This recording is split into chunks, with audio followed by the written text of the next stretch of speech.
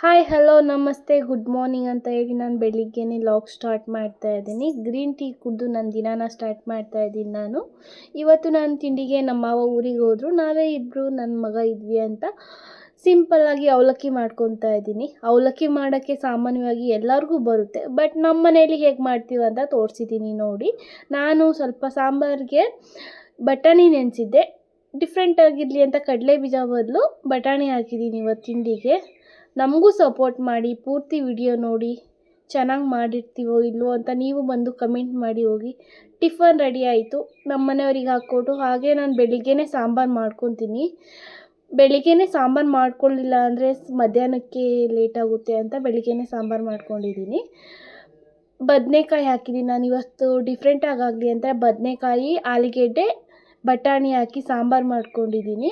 ಅದೇ ಗ್ಯಾಪಲ್ಲಿ ಇನ್ನೇನು ಉಣ್ಮೆ ಬಂತಲ್ಲ ಹಂಗಂತ ಪೂಜೆ ಸಾಮಾನೆಲ್ಲ ತೊಳೆದು ಸಾಂಬಾರು ರೆಡಿ ಆಯಿತು. ಪೂಜೆ ಸಾಮಾನು ತೊಳೆಯೋಷ್ಟೊತ್ತಿಗೆ ಪೂಜೆ ಮಾಡಿಕೊಂಡು ನಾನು ತಿಂಡಿ ಮುಗಿಸ್ಕೊಂಡು ಇವತ್ತಿನ ದಿನ ಹೀಗಿತ್ತು. ಪ್ಲೀಸ್ ಸಪೋರ್ಟ್ ಮಾಡಿ, ಲೈಕ್ ಮಾಡಿ, ಪೂರ್ತಿ ವಿಡಿಯೋ ನೋಡಿ. Thank you.